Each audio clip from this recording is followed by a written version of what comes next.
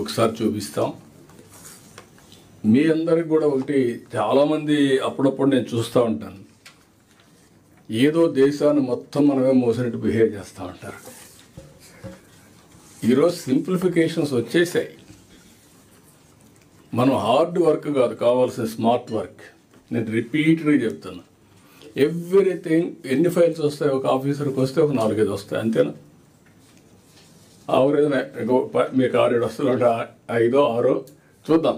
కొన్ని డిపార్ట్మెంట్ని బట్టి ఇంకొకటి కూడా ఉంది మీకు వెరీ ఇంట్రెస్టింగ్. ఫైల్స్ కావాలని క్రియేట్ కూడా చేస్తున్నారు. This is another biggest challenge.